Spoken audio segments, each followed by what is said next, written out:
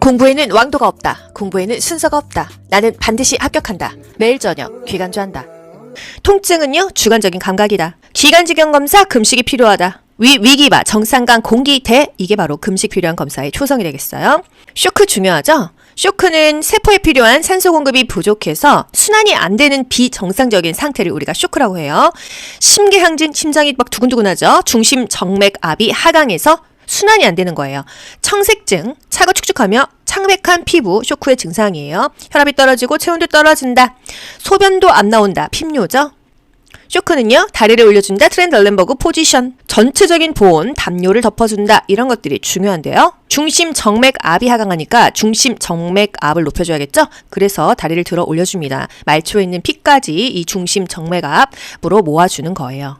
경련 환자 간호 중요하죠? 경련하는 환자는요, 가장 중요한 게 기도가 막히지 않게 기도를 확보하는 게 중요합니다. 토사물들이 나와서 기도를 막아서 죽을 수 있기 때문에 가장 먼저 기도를 확보하는 게 좋고, 두 번째로 덜덜덜덜 경련을 하다 보면 여기저기 부닥쳐서 외상을 입어요. 부상을 당해요. 그래서 주변에 위험한 물건을 치워서 다치지 않게 한다. 이 두 가지가 포인트가 되겠습니다. 보기 5개 중에서 둘 중에 하나를 고르시면 돼요. 기도를 확보한다. 고개를 옆으로 돌린다. 주변에 위험한 물건을 치운다. 공간을 확보한다. 부상을 방지한다. 근골격계 간호. 허리 아프고 무릎 아픈 거 근골격계 질환이에요. 퇴행성 관절염 나이 먹으면 많이 생깁니다. 오래 썼으니까요. 아침에 일어나면은요, 관절이 뻣뻣하고 불편하죠. 그런데 또 조금 지나면 괜찮아지는 것이 퇴행성 관절염, 골관절염의 증상이에요. 많이 쓸수록 통증이 심해요. 손가락 마디마디 다 아프죠. 관절에 부담을 주지 않는 규칙적인 운동이 좋은데요. 퇴행성 관절염은 특히나 수영이 좋다로 연결하시고요. 걷기가 좋은 거는 골다공증 환자일 때입니다. 퇴행성 관절염, 류마티스 관절염 비교해 볼게요. 왼쪽, 오른쪽 다 아픈 거는요, 류마티스고요. 한쪽만 아픈 거 퇴행성 관절염이에요. 류마티스 관절염 환자를 위한 간호보조 활동은 이런 문제 나왔었는데요. 운동하기 전에 강직 부위에, 굳어있는 부위에 온열요법을 적용한다. 따뜻하게 해준다. 골다공증. 왜 많이 생기냐 물어보자. 중년기 이후에 여성은 폐경을 합니다. 폐경을 하면은요, 여성 호르몬인 에스트로겐이 덜 나와요. 결핍되죠? 그러면 골다공증의 원인이 되는 거예요. 골다공증을 가지고 있는 상태에서 넘어졌어요. 낙상을 입었어요. 골절되기 쉽죠? 특히나 고관절이 골절되기가 쉽다. 이거 중요하죠? 골다공증에는 근육과 뼈에 힘을 주는 체중 부하 운동, 걷기가 좋다. 관절염, 퇴행성 관절염, 골관절염에는 수영이 좋다. 왜? 체중을 부하하는 운동, 걷기. 체중을 부하해줘야 근육과 뼈에 힘을 실어주거든요. 그래서 걷기를 해야 골다공증이 조금 완화된다. 이 얘기예요. 골다공증은요, 뭔가 부상의 위험이 있는 운동보다는 골절을 입지 않는 등척성 운동이 좋습니다. 힘만 줬다 뺐다 한다. 관절을 웬만하면 쓰지 않고 하는 운동이 좋다. 골다공증이에요. 수근관 증후군 중요하죠. 손목에 수근관이 좁아지거나 압력이 증가해서 통증이 있는 거예요. 저리는 등의 증상이 나타나는데요. 손을 이렇게 털면요, 일시적으로 통증이 완화된다. 이것도 중요한 포인트예요. 수근관 증후군 어떻게 검사를 하냐? 자가 진단을 할 수가 있습니다. 내가 집에서 한번 해볼 수 있어요.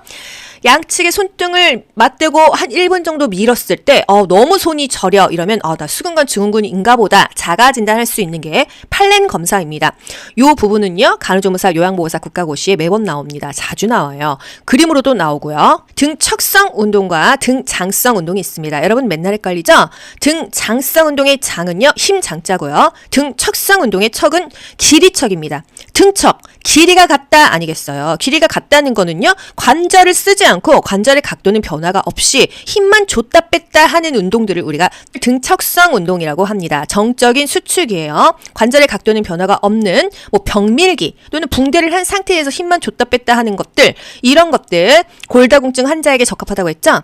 등장성 운동은요, 관절을 사용하는 운동입니다. 근육과 근력을 향상시킬 수가 있어요. 예를 들어서 수영이요. 팔도 뻗어야 되죠. 다리도 계속 첨벙첨벙 움직여야 되죠. 관절의 가동 범위가 굉장히 넓습니다. 수영이나 달리기는요, 관절을 사용하는 운동이에요. 등장성 운동입니다. 관절을 사용하느냐 안 하느냐에 따라서 등장성과 등척성으로 나뉘어요. 벽밀기는요, 등척성 운동이었어요. 신체 역학의 원리, 빈출 문제죠? 신체 역학을 이용해서 다치지 않고 힘을 쓸 수 있다. 이게 신체 역학의 원리예요. 안녕하세요. 미스코리아 귀간조입니다. 무릎은 굽히고 허리는 편 상태에서 물건을 들어 올리는 게 힘을 조금만 쓰고도 그거를 들 수도 있고 다치지 않는다 이 얘기입니다. 무릎을 굽히고 허리는 편다. 발을 벌려서 지지면을 넓힌다. 지지면을 넓혀준다. 무게중심을 낮춰준다. 이게 중요한 겁니다. 무게중심은 낮게 하는 게 좋고요. 지지면은 넓게 하는 게 좋습니다. 무릎은 굽혀요. 굽혔다가 피면서 힘을 쓰는 거고요. 허리는 꼿꼿하게 펴고 있어야 됩니다. 허리 구부리는 거 좋지 않아요? 소화기계 입으로 먹고요. 어디로 넘어가요? 인두식도로 넘어가서 위에 머무릅니다. 그리고 소장 대장을 지나서 항문으로 대변이 배출이 돼요. 이것이 바로 소화기계 구조죠. 입에서는요 침이 나와요. 그 침에 있는 효소는요 탄수화물을 분해시키는 뿌띠알린입니다. 뿌띠알린이 입에서부터 탄수화물을 분해시키니까 어떤 질병 있는 사람 저탄수화물 먹으라고 했었죠? 위를 절제했어요. 음식물이요. 위가 너무 짧으니까 소화 흡수가 되지 않고 배설됩니다. 그게 바로 덤핑 신드롬 급속 이동 증후군이에요. 입에서부터 탄수화물이 분해되니까 너무 빨리 싼다. 그래서 탄수화물 웬만하면 덜 먹어라. 저탄수화물 저수분이죠. 대신 고단백, 고지방을 먹어요. 왜 지방을 먹죠? 지방은 소화가 잘 안 되니까 더디게 되니까 위를 절제한 사람은 지방이라도 좀 먹어서 빨리빨리 싸지 않게 해라 이겁니다. 인두 식도, 식도는요 소화액은 나오지 않아요. 25cm 정도이다. 위는요 단백질 소화효소가 나옵니다. 그 이름은 펩신이에요. 펩신. 소장은요 6에서 7m 정도로 꽤 길죠. 10공회, 12지장 공장 회장을 우리가 다 소장이라고 부릅니다. 대장은요 맹결직, 맹장, 결장, 직장을 우리가 대장이라고 합니다. 결장은요 위로 올라가고 옆으로 가고 아래로 내려가죠. 상행결장, 횡행결장, 하행결장, S자 결장이라고 하는 거예요. 요 녹색 부분 있죠? 요게 바로 결장이에요. 상행결장, 횡행결장, 하행결장, S자 결장. 변이를 일으킨다, 똥이 매렵다, 직장입니다. 췌장에서는요 탄수화물, 단백질, 지방을 분해하는 소화효소가 나옵니다. 아트리가 나와요. 아트리. 아밀라제, 트립신, 리파제가 나와요. 아밀라제는요 탄수화물을 분해시키고요. 트립신은 단백질을 분해시켜요. 리파제는 지방을 분해시킵니다. 그래서 탄단지 써놓고 아트리 써놓고 연결하시면 돼요. 트립신은 소장에서 나오는 단백질 소화효소이다. 펩신은 위에서 나오는 단백질 소화효소이다. 탄단지 아트리 어디서 나온다고요? 췌장에서 나옵니다. 대장은요 소화효소는 안 나와요. 수분만 흡수합니다. 담즙은 어디서 만들어요? 간에서 만들어요. 담낭은요? 이 즙을 보관하는 주머니가 담낭이에요. 주머니 낭자잖아요. 그쵸? 담즙을 만드는 건 간이고 담즙을 보관하는 게 저장하는 게 담낭입니다. 췌장은요. 외 분비샘의 기능과 내 분비샘의 기능을 모두 갖고 있는 신체 기관이다. 소화효소도 나오고 인슐린과 글루카곤도 나오기 때문이에요. 인슐린은 혈당을 떨어뜨리는 호르몬, 글루카곤은 혈당을 올려주는 호르몬이죠. 소화기계 질환 설사가 중요합니다. 설사를 하면은요 수분과 전해질이 손실돼요. 그래서 수분을 보충해준다, 미지근한 물을 먹여준다, 미음을 제공한다, 복부를 따뜻하게 해준다 이런 게 중요하고요. 설사가 너무 심하면요 하루 금식하는 게 좋습니다. 위장을 쉬게 해줘야 돼요. 역류성 식도염 식사 시 주의할 거? 살을 빼야 된다. 체중을 줄여라. 또 살 빼야 되는 질환 뭐죠? 고혈압이죠. 고혈압은요 저염 저지방 그리고 살을 빼라 그랬어요. 규칙적인 식사로 소량씩 자주 먹고 과식하지 말아라. 위선 나오니까 그게 역류성 식도염 주의사항이고요. 식사를 규칙적으로 소량씩 먹어라. 기름진 음식 먹지 말아라. 이게 살 빼라, 체중 줄여라 같은 맥락이에요. 술, 담배, 커피, 초콜릿, 탄산음료, 토마토 먹지 말라고 합니다. 역류성 식도염이 실제로 걸리잖아요. 속이 답답하고 목이 말라가지고 계속 탄산음료가 땡겨요. 밥 먹고 바로 누우면 위산 때문에 역류성 식도염 걸릴 수 있어요. 밥 먹고 엎드리지 마세요. 바로 눕지 마세요. 밥 먹고 30분은 앉아 있어라. 아니면 돌아다녀라 이겁니다. 식사를 하면서 물을 중간중간에 먹는 것도 좋지 않다. 국가고시에서는 어떤 문제 나와요? 역류성 식도염 환자 식이 교육으로 옳은 것은 식사를 규칙적으로 소량씩 자주 한다. 역류성 식도염 환자 식사 간호보조 활동은 식사 후 곧바로 눕지 않게 한다. 이런 것들이 나오는 것입니다. 위궤양, 헬리코박터균 때문에 생겼다. 위궤양 바로 연결하세요. 이거 요양보호사 국가고시에서도 나옵니다. 궤양 하면은요 위에서 피가 나오는 거예요. 이런 경우 출혈 가능성이 있는 대상자는요 환자는요 아스피린을 먹으면 안 됩니다. 왜? 아스피린은요 피를 묽게 해줘서 피가 안 멈추거든요. 그래서 아스피린 먹는 환자 치과 가서 이 뽑으려고 해도요, 일주일 아스피린 먹지 말고 와도 되는지 내과 선생님하고 상의하고 그거 뭐 써가지고 오세요 이러잖아요. 위천공, 위에 구멍이 나는 것입니다. 갑작스런 상복부가 통증이 있고요. 오른쪽 어깨까지 방사통 연결돼서 아파요. 복부가요, 얼마나 딱딱해지냐면은요, 널판지 같은 단단한 복부래요. 그러면 위에 구멍이 났다 할 수 있어요. 살 빼려고 위장 이렇게 절제 수술하다가 위에 천공 나가지고 아깝게 돌아가신 분도 있잖아요. 그쵸? 출혈 경험 환자는 아스피린을 금지해라. 또 출혈 경향에 있는 사람들은 치실도 조심해라. 피나면 안 멈추니까. 출혈 경향 환자 누가 있죠? 혈우병 환자, 위염 환자, 위궤양 환자가 있어요. 혈우병 환자는요, 이 겉으로도 피가 나지만 이 내부에서도 피가 터져서 막 2달씩 피가 안 멈춘대요. 진짜 조심해야겠죠? 위염, 위궤양 환자는요, 혈우병 환자는요, 아스피린을 먹으면 안 된다는 거.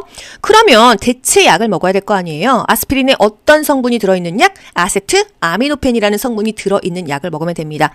타이레놀이 그 성분이 들어있어요. 타이레놀은요, 그냥 고유명사죠. 그 제품명이잖아요. 그 회사에. 하지만 거기에 있는 성분은 아세트 아미노펜이니까 아스피린 대체 약으로 아세트 아미노펜이 들어간 약을 먹을 수가 있다라는 거.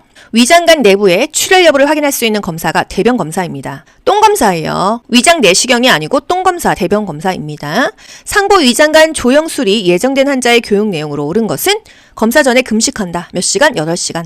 통증은요, 주관적인 감각이다. 기관지경 검사, 금식이 필요하다. 위기바, 정상간, 공기대, 이게 바로 금식 필요한 검사의 초성이 되겠어요. 쇼크 중요하죠? 쇼크는 세포에 필요한 산소 공급이 부족해서 순환이 안 되는 비정상적인 상태를 우리가 쇼크라고 해요. 심계항진, 심장이 막 두근두근하죠. 중심 정맥압이 하강해서 순환이 안 되는 거예요. 청색증, 차가 축축하며 창백한 피부, 쇼크의 증상이에요. 혈압이 떨어지고 체온도 떨어진다. 소변도 안 나온다. 핍뇨죠.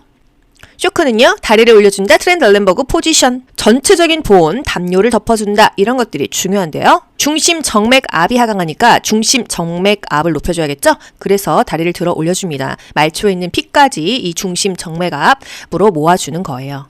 경련 환자 간호 중요하죠? 경련하는 환자는요, 가장 중요한 게 기도가 막히지 않게 기도를 확보하는 게 중요합니다.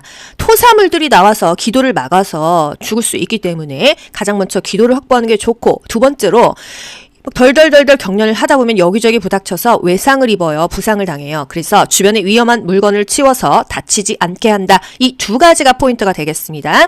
보기 5개 중에서 둘 중에 하나를 고르시면 돼요. 기도를 확보한다. 고개를 옆으로 돌린다. 주변에 위험한 물건을 치운다. 공간을 확보한다. 부상을 방지한다. 근골격계 간호. 허리 아프고 무릎 아픈 거 근골격계 질환이에요. 퇴행성 관절염 나이 먹으면 많이 생깁니다. 오래 썼으니까요. 아침에 일어나면은요, 관절이 뻣뻣하고 불편하죠. 그런데 또 조금 지나면 괜찮아지는 것이 퇴행성 관절염, 골관절염의 증상이에요. 많이 쓸수록 통증이 심해요. 손가락 마디마디 다 아프죠. 관절이 부담을 주지 않는 규칙적인 운동이 좋은데요. 퇴행성 관절염은 특히나 수영이 좋다로 연결하시고요. 걷기가 좋은 거는 골다공증 환자일 때입니다. 퇴행성 관절염, 류마티스 관절염 비교해 볼게요. 왼쪽, 오른쪽 다 아픈 거는요, 류마티스고요. 한쪽만 아픈 거 퇴행성 관절염이에요. 류마티스 관절염 환자를 위한 간호보조 활동은 이런 문제 나왔었는데요. 운동하기 전에 강직 부위에, 굳어있는 부위에 온열요법을 적용한다. 따뜻하게 해준다. 골다공증. 왜 많이 생기냐 물어보자. 중년기 이후에 여성은 폐경을 합니다. 폐경을 하면은요, 여성 호르몬인 에스트로겐이 덜 나와요. 결핍되죠. 그러면 골다공증의 원인이 되는 거예요. 골다공증을 가지고 있는 상태에서 넘어졌어요. 낙상을 입었어요. 골절되기 쉽죠? 특히나 고관절이 골절되기가 쉽다. 이거 중요하죠? 골다공증에는 근육과 뼈에 힘을 주는 체중 부하 운동, 걷기가 좋다. 관절염, 퇴행성 관절염, 골관절염에는 수영이 좋다. 왜? 체중을 부하하는 운동, 걷기. 체중을 부하해줘야 근육과 뼈에 힘을 실어주거든요. 그래서 걷기를 해야 골다공증이 조금 완화된다. 이 얘기예요. 골다공증은요, 뭔가 부상의 위험이 있는 운동보다는 골절을 입지 않는 등척성 운동이 좋습니다. 힘만 줬다 뺐다 한다. 관절을 웬만하면 쓰지 않고 하는 운동이 좋다. 골다공증이에요. 수근관 중국은 중요하죠. 손목에 수근관이 좁아지거나 압력이 증가해서 통증이 있는 거예요. 저리는 등의 증상이 나타나는데요. 손을 이렇게 털면요, 일시적으로 통증이 완화된다. 이것도 중요한 포인트예요. 수근관 증후군 어떻게 검사를 하냐? 자가 진단을 할 수가 있습니다. 내가 집에서 한번 해볼 수 있어요. 양측의 손등을 맞대고 한 1분 정도 밀었을 때 너무 손이 저려 이러면 나 수근관 증후군인가 보다 자가 진단할 수 있는 게 팔렌 검사입니다. 이 부분은요 간호조무사 요양보호사 국가고시에 매번 나옵니다. 자주 나와요. 그림으로도 나오고요. 등 척성 운동과 등 장성 운동이 있습니다. 여러분 맨날 헷갈리죠? 등 장성 운동의 장은요 힘 장자고요. 등 척성 운동의 척은 길이척입니다. 등척 길이가 같다 아니겠어요? 길이가 같다는 거는요 관절을 쓰지 않고 관절의 각도는 변화가 없이 힘만 줬다 뺐다 하는 운동들을 우리가 등척성 운동이라고 합니다. 정적인 수축이에요. 관절의 각도는 변화가 없는 병밀기 또는 붕대를 한 상태에서 힘만 줬다 뺐다 하는 것들, 이런 것들 골다공증 환자에게 적합하다고 했죠.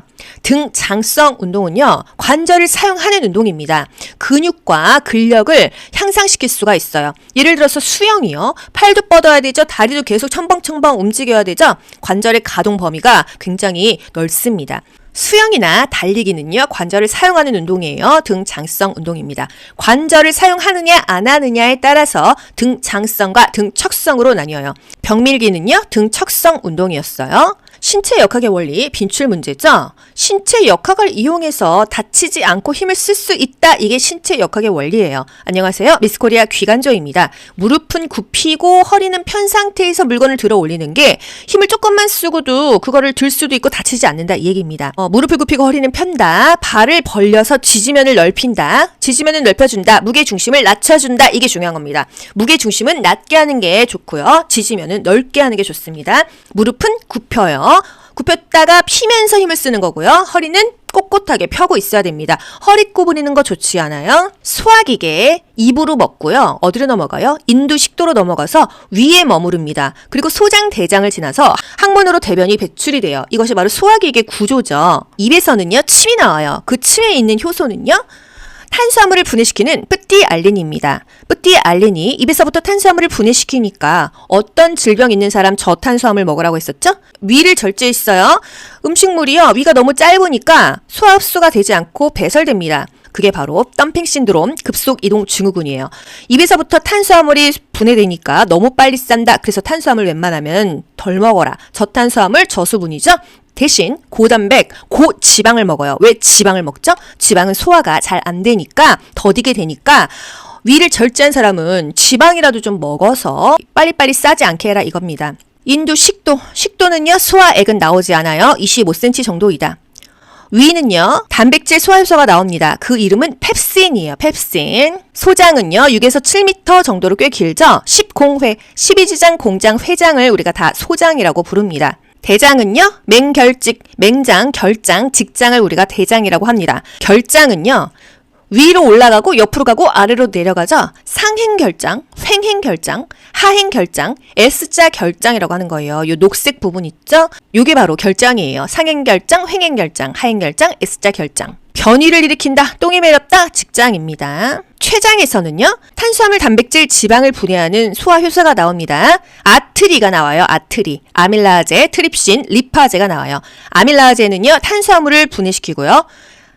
트립신은 단백질을 분해시켜요. 리파제는 지방을 분해시킵니다. 그래서 탄단지 써놓고 아트리 써놓고 연결하시면 돼요.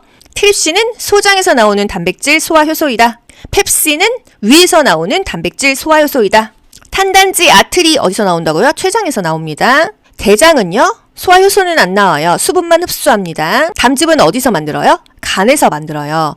담낭은요 이 즙을 보관하는 주머니가 담낭이에요. 주머니 낭자잖아요. 그쵸? 담즙을 만드는 건 간이고 담즙을 보관하는 게, 저장하는 게 담낭입니다. 췌장은요 외 분비샘의 기능과 내 분비샘의 기능을 모두 갖고 있는 신체 기관이다. 소화효소도 나오고 인슐린과 글루카곤도 나오기 때문이에요. 인슐린은 혈당을 떨어뜨리는 호르몬, 글루카곤은 혈당을 올려주는 호르몬이죠. 소화기계 질환, 설사가 중요합니다. 설사를 하면은요 수분과 전해질이 손실돼요. 그래서 수분을 보충해준다, 미지근한 물을 먹여준다, 미음을 제공한다, 복부를 따뜻하게 해준다, 이런 게 중요하고요. 설사가 너무 심하면요 하루 금식하는 게 좋습니다. 위장을 쉬게 해줘야 돼요. 역류성 식도염 식사 시 주의할 거? 살을 빼야 된다. 체중을 줄여라. 또 살 빼야 되는 질환 뭐죠? 고혈압이죠.